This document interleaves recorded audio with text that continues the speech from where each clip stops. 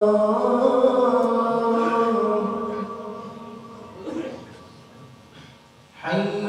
على الصلاة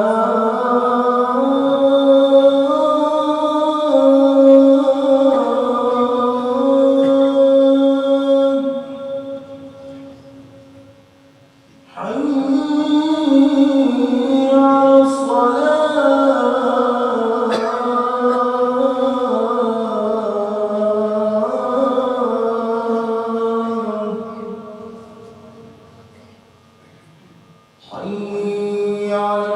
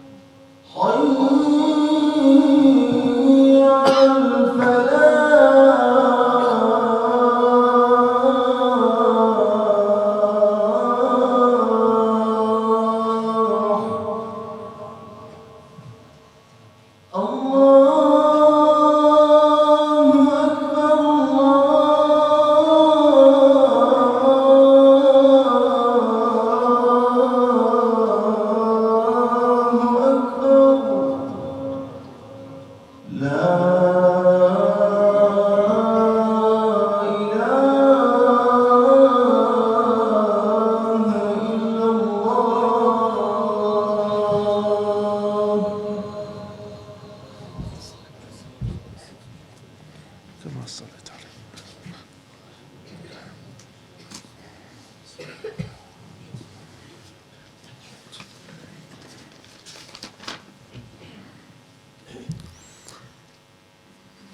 إن الحمد لله نحمده ونستعينه ونستغفره ونعوذ بالله من شرور أنفسنا ومن سيئات أعمالنا.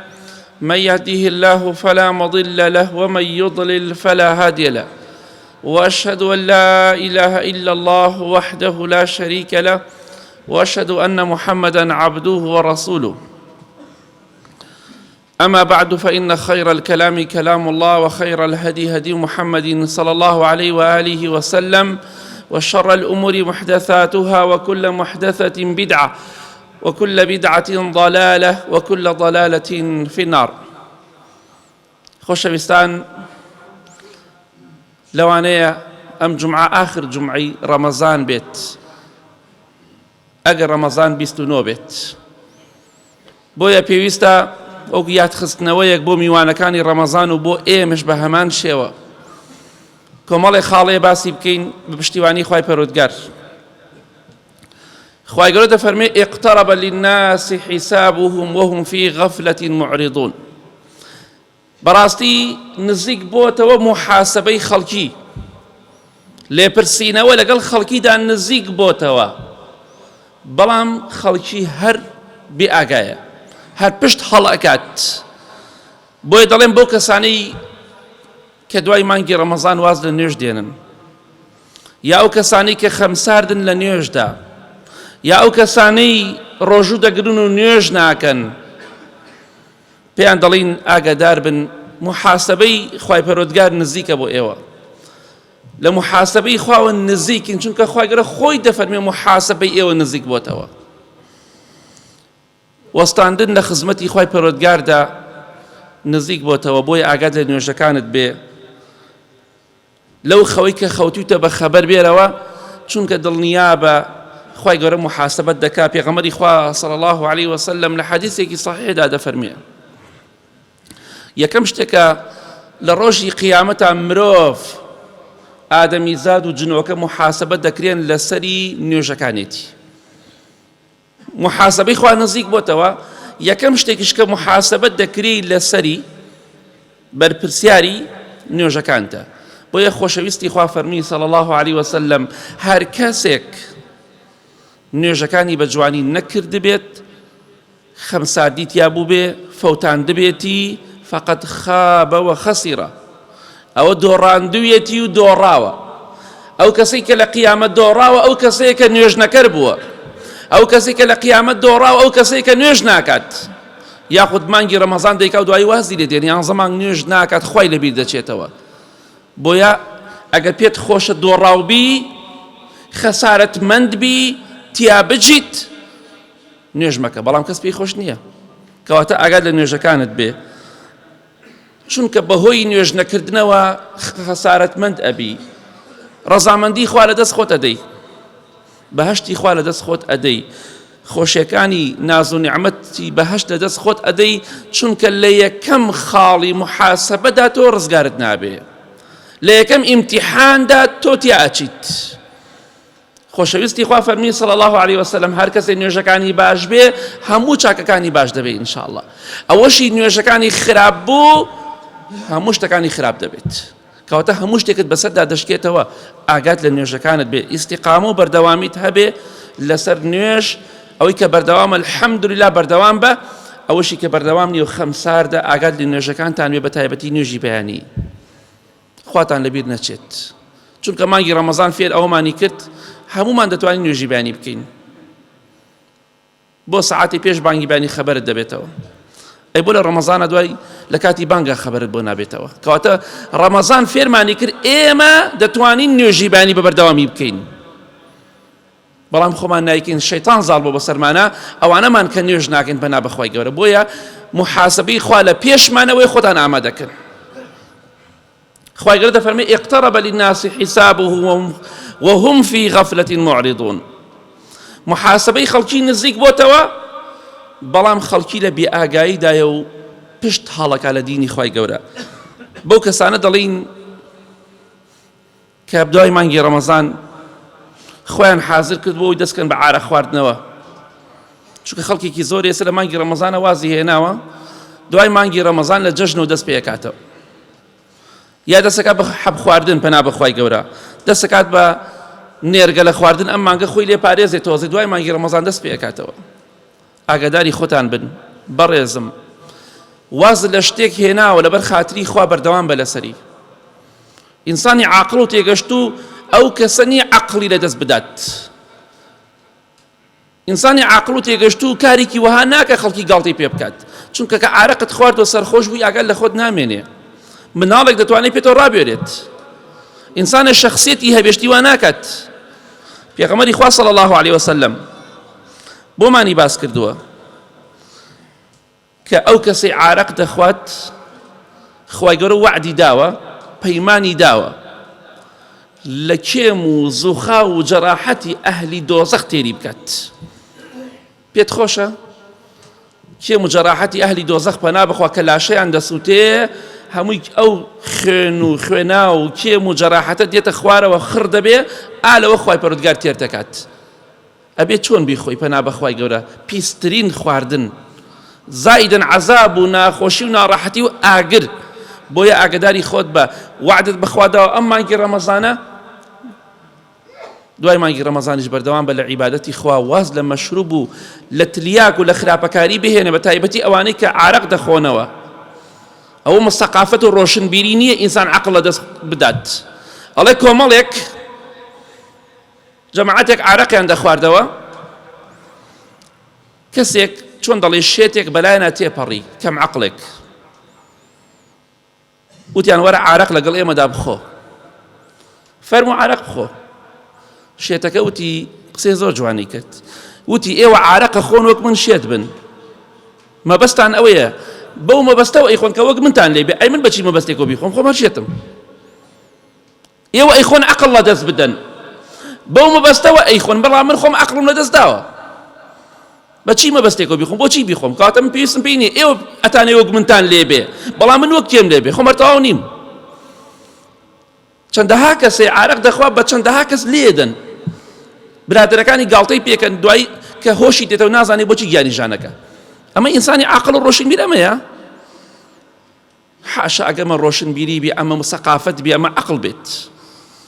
بۆیە ئاگدار بە، خوا وعدی داوە ئەو کەسە تێر بکات لە کێم و جەراحەتی ئەهلی دۆزەخ. پێغەمبەری خوا دەفەرمێ صلی الله عليه وسلم سێ کەسێ ناچنە بەهەشتەوە، یەکێک لەوانە مدمن و خەمر، ئەو کەسی ئالوودەی عارەق بووە دەی خواتەوە بەردەوام، پێت خۆشە نەڕۆیتە بەهەشتەوە؟ چونکە عارەق خواردنەوە هۆکارێکە، بۆ چوونە جەهەنەمت هۆکارێکە. پەنا بەخوای گەورە بۆی کە ئینسان لە بەهەشت مەحروم بێت و دڵنیاش بە ئەو هەڕەشەی کە لە عارەخۆر کراوە لە زیناکرد نەکراوە. لە قورئان و حەدیثە بەتایبەتی لە حەدیثە ئەوەندە هەڕەشەی دەکراوە کە زینا چەندێ تاوانی پیسە، هێشتا عارەق خواردن تاوانی لەو گەورەترە. زۆر خەتەر و ترسناکە. بڕۆ حەدیثەکان بخوێنە بزانە چەندە بە ترسناکی باسی دەکات. بۆی ئاگاداری خۆت بە. خی گەورە فەرمی اقترب للناس حسابهم وهم في غفلة معرضون. خەڵکی محاسبەی نزیک بۆتەوە بەڵام خەڵک بێ ئاگایە کە مردی تەواو لە ناو گۆڕدا لە سەعات و دەقەی یەکەمدا محاسبە دەکری، کەواتە خۆت ئامادەکە. ئەگەر ئەمڕۆ عیبادەتی خوات نەکرد بێ، باوکت و باپیرەت و مامەت و خاڵەت و دێن جوابی پرسیارەکانی ناو گۆڕ بۆ تۆ دەنەوە، مناڵەکانت کوڕەکەت کچەکە جوابت داتەوە، خۆت ئامادە بکە. کەس وەڵامی ناو گۆڕەکەت بۆ ناداتەوە، بەس ئەبێ خۆت بیدەیتەوە. ئەگەر خۆشت پەنا بخوا زمانت لاڵ بێ، هیچ کەسێک ناتوانێت دیفاعت لێ بکات. تەنها ئەوەی کە دەیخوا لە قیامەت ئەوەیە کە ئینسان عیبادەت و چاکەی پێبێ. ئەو نایخوا تۆ عەشایەری یا مسەقەفی، خوێنەواری یا نەخوێنەواری، ئەوە نایخوا لای خۆی گەورە. ئیماندا خەڵکەیە بە ملیۆنەها خەڵکەیە خوێنواریان نییە، قل و فل یەک جیا ناکەنەوە، بە ئاسانی بە پشتیوانی خوا دەچنە باشتەوە. بە هەزارها شەهادەتداری شەیە لە ناو جەهەنەما لەگەڵ ئەبوو جەهلایە. لای خوا ئەوە نایخوا. ئەوە دەیخوا تۆ چاکت پێبێ. ئەگەر عیلمیشت پێبێ، زاناترین کەس بێ، کردەوەت نەبێ، لای خوا نایخوات. کەواتە ئاگادار بە ئیزنی خوا واز لە عارە خواردن بێنە. ڕوو دەکەمە خوشکە بە ڕێزەکان، ئەی ئەو کەسانی کە لچکتان داوە بەسەردا، خۆتان داپۆشیوە، لە دوای 15 ڕەمەزان لچکەکان مەکەنە ملتان، وردە وردە دێنە خوارەوەی کە نەملیان دوایش فڕێدەن. بۆ لەبەر ئەوەی شەیطان ئیبلیس مامۆستاکەیان ڕازی نییە. خی گەورە فەرمانی کردو خۆ داپۆشە، شەیطانش ئەڵێن نەکەی. ئێستا بۆیە دەبینی لەچکەکانیان کردو بە ملیان زۆر بەیان، لە دوای 15 تر وردە دێتە خوارەوە نامێنێ، لە جەژنا کۆتایی پێدێ. بۆ کەسانە دەڵێم خوشکی بەڕێزم، محاسبەی خوا نزیکە لێتەوە. ڕۆژێک دێت لەسەر ئەو سافیرەیە سوێن بەخوا محاسبە دەکری. سوێن بەخوا خوا لێت ڕازی نابێت کە تۆ سافیرەی، چونکە خوای گەورە هەڕەشەی ئاگری کردو لەسەر زمانی پێغەمبەری خوا صلی الله علیه وسلم، هەڕەشەی مەحرومبوونی بەهەشتی کردووە لەو کەسانەی سافیرن، جلی تەسک و تەنت لەبەر دەکەن. کەواتە بە خۆتا بچۆرە و مانگی ڕەمەزان تەنها واجب نییە خۆت داپۆشی باڵا پۆش بی. پیاوەکانیش کاتێکە ژنیان هەیە، ژنەکانیان چۆن بێ غیرەتی پیاوەکانیان لە ژنەکانیان دەرەکەوێت. کاتێکیش ئەمرێت ماشەڵڵا و خەڵکەوەنە بە غیرەتە پەڕۆیە دەنە بان قەبرەکە با کەس لاشەی نەبینێ، خامێکیشی پێوەیە، ئەی خۆ پێشتر قاچ و سینگ و سەری بەدەرەوە بوو، خۆیسە هیچ کوێ بەدەرەوە نییە، ئەم پەڕۆی بۆ چییە؟ ئەی ئەو غیرەتە بۆ ئێستا کاتێکە زیندووە غیرەتت نییە. دەی مانگی ڕەمەزانە ژنەکەی قژی ئاوا لێ کات و ئێخاتە پێش سیارەوە، خۆشی بە ئەڵێ من بەهەشتیشم. ئەوە ئینسان بێزارەکەت. پێغەمبەری خوا صلی الله علیه وسلم فەرمی ئەوانە ناچنە بەهەشتەوە بۆنی بەهەشتیش ناکەن، کە لە بازاڕە خەڵکی تووشی فیتنە دەکەن، هەتا ئەژنۆ و ژوور ئەژنۆیان بەدەرەوەیە، سینگیان بەدەرەوەی، پیا و تووشی فیتنە ئەکەن، دەموچاویان بەدەرەوەیە، بە هەموو شێوەیەک ڕازاندویانەتەوە. ئەگە بیخەیتە سەر پلێت مرۆڤێکی ترە بەداخەوە. بۆیە ئاگامان لە خۆمان بێ. ڕوو دەکەمە ئەو بەڕێزانە بە ئیزنی خوای پەروەردگار با بە خۆیان دابچنەوە، چونکە خوا فەرزی کردووە لەسەر خێزانەکانی پێغەمبەری خوا صلی الله علیه وسلم، لەسەر کچەکانی، لەسەر خێزان و کچ و ژنی سەحابە کە خۆیان داپۆشن و باڵا پۆش بن. بۆ تۆ دڵت لەوان پاکترە؟ والله ئەگەر دڵپاکی حساب بکرایە، خۆشەویستی خوا ساسم نەبووە یەک ڕکات نوێژی بکردایە. والله عائشە و خەدیجە و ئەوانە هەمویان ڕەزای خوا نەبێ، ئەبوای لەچکیان بەسەریان نەدا، چونکە دڵیان پاکترین دڵ بوو. بەڵام خوا فەرزی کرد لەسەریان لە قورئاندا. قسەی باباپیر و نەنکم نییە. خوا دەفەرمێ ئەی پێغەمبەری خوا صلی الله علیه وسلم، بە خێزانەکانت بڵێ، خێزانەکانت، بە کچەکانت بڵێ، بە ئافرەتانی ئیماندار بڵێ باڵا پۆش بن. چێ دڵی لەوان پاکترە؟ کابرایکی نوێژنەکەری مەشروب خۆر دڵی لەوان پاکترە؟ کەواتە ئاگادار بە خوشکی بەڕێزم، ئەو لەچکەی داوتە بەسەرتا، ئەو باڵا پۆشەی کردوتە مانگی ڕەمەزان، دوای مانگی ڕەمەزانیش بەردەوام بە لەسەری. برا بەڕێزەکان، ئێوەش ئەمە دڵپیسی نییە، ئەمە دینە. ئەمە فەرمانی خوا پێغەمبەری خوایە صلی الله عليه وسلم مێن ئافرەتەکاندا سافی دەبێ گشتی لە بازاڕە دێت بە شێوەیەکی ناشەرعی ئافرەتێک ئاوا بێ دنیا و قیامەتی خۆتی بۆ مەدۆڕێنە لێی جیابیتەوە لەو باشتر ئەگەر بە قسەت نەکا وەڵام من هەر سافیدا بم دی ئەگەر بە کەڵک تۆ نایە دنیا و قیامەتی خۆت مەدۆڕێنە شخصیەتی خۆت مەدۆڕێنە لێی جیابیتەوە لەو باشتر ئەگەر کەسێکا بژیت کە حساب بۆ فەرمانی خوا پێغەمبەری خوا ناکە صلی الله عليه وسلم یا ربی خوا لە گوناهەکانمان خۆش بی لە گوناهی دایک و باوک و مردوەکانمان خۆش بیت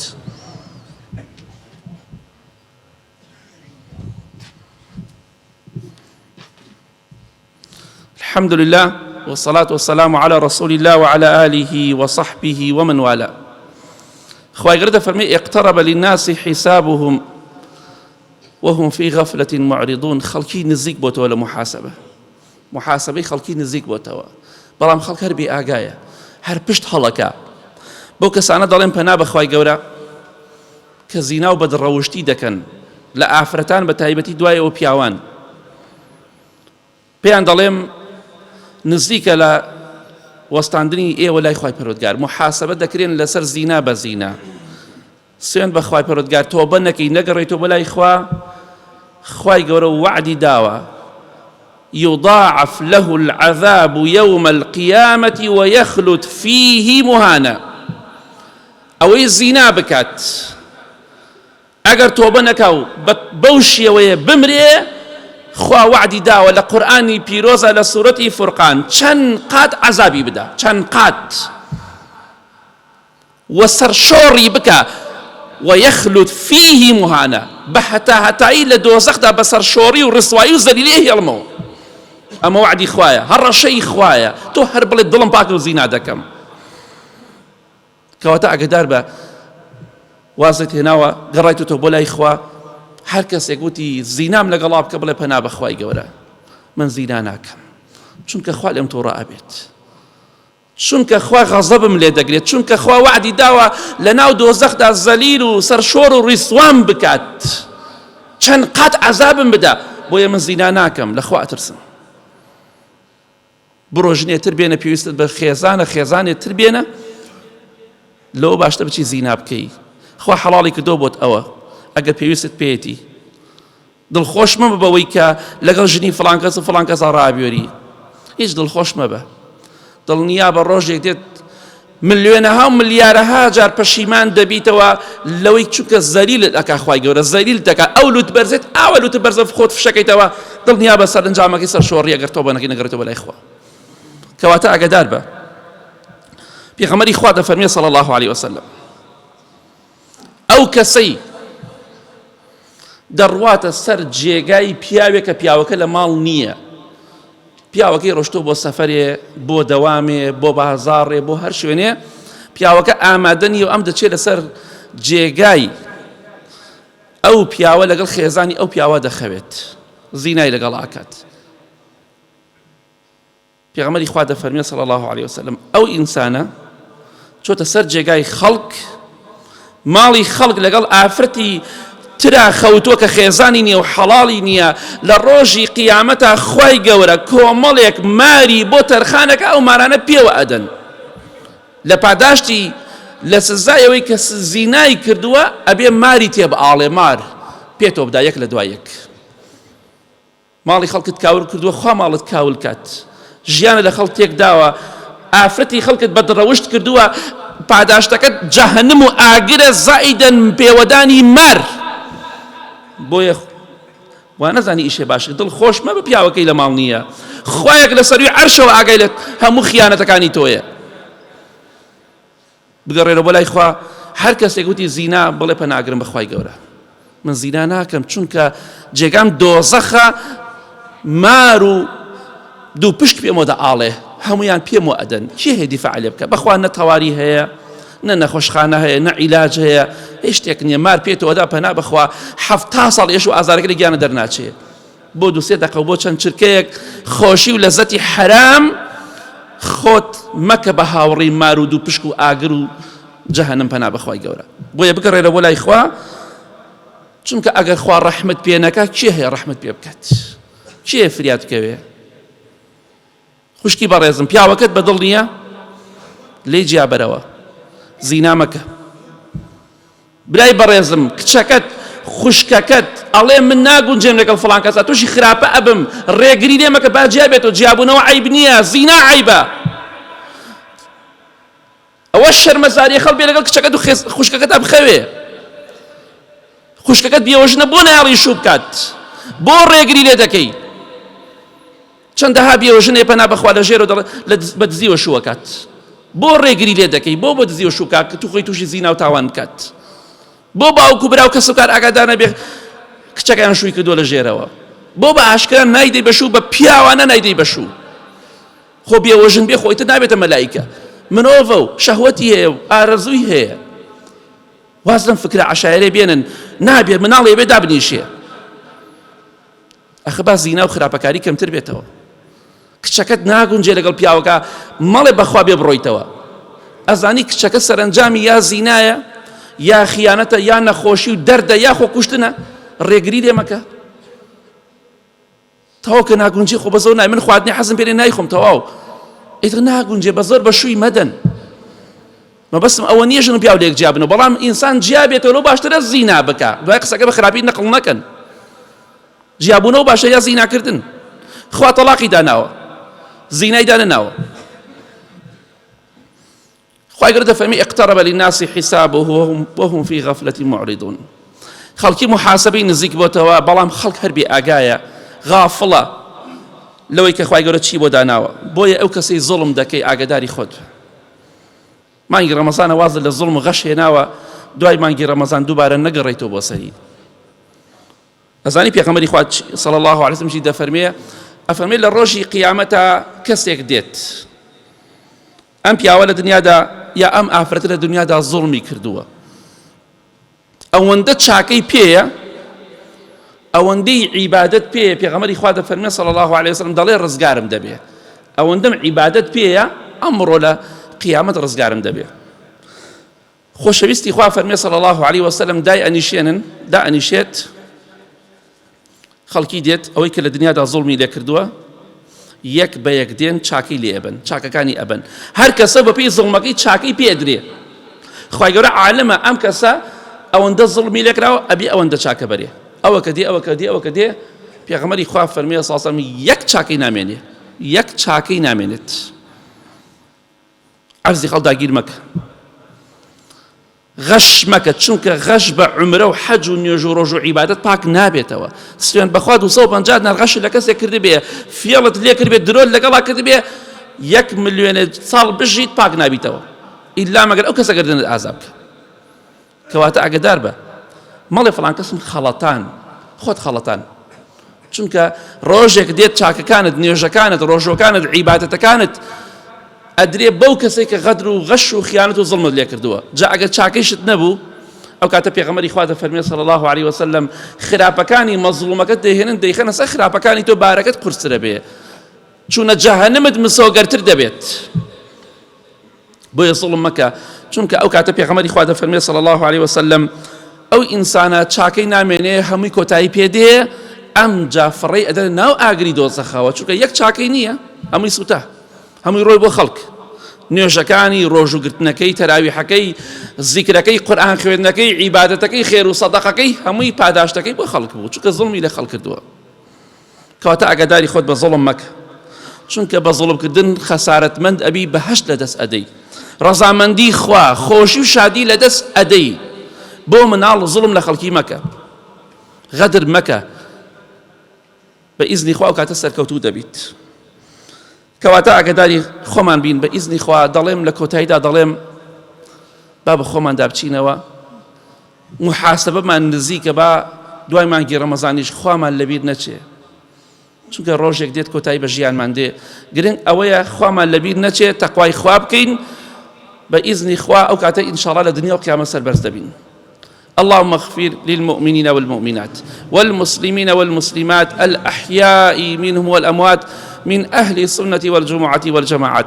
يا ربي خواي أواني نخوش شفايان بدي أواني كيشو مشكلة خيزانيان خواي بيان حلقي ئەوانەی قەرزارن خوایە قەرزاریان بۆ دەبرکەی، ئەوانەی مەعیشەتیان ضعیف و لاوازە خوایە بەهێز و بە قوتێکی ڕزق و ڕۆزی حەڵاڵیان پێ بەخشی، خوایان ئەوانەی دەردەدارن دەردیانە سەر لابەری، یا ڕەبی خوای هێمنی و ئارامی وڵاتمان بپارێزی، چۆن ئاوا ئێستا کۆمانت کردەوە ئاوا لە بەهەشتا کۆمان بکەیتەوە یا ڕەب العالەمین بە خۆشی و بە شادی، یا ڕەبی خوایە لە محاسبەی خۆت بە سەلامەتی ڕزگارمان بێ، محاسبەیەکی سوکمان بکە یا ڕەب العالەمین. آمين آمين آمين وصلى الله على محمد وآله وصحبه أجمعين. بلا بەڕێزەکانم پارەی مزگەوت پارەی 2 نەفەر 3 نەفەر قەرزارین، وەک جومعەی پێشووتم بانگەواز و بەرماڵداخستن نییە. جا ئەگەر مسلمانی حەزی کرد زەکات نا پارەی 2-3 مسلمان قەرزاری دوای ڕقم و ناونیشانیانە دێنێ پارەکەمان بۆ دێن پارە مەدەن مەدەست ئێمەوە پێتانڵی فڵان کەس و فڵان کەسە قەرزارین بۆمان بدەنەوە، ئەوەمان بۆکەن مەمنونتان نەبین ئینشاءالله.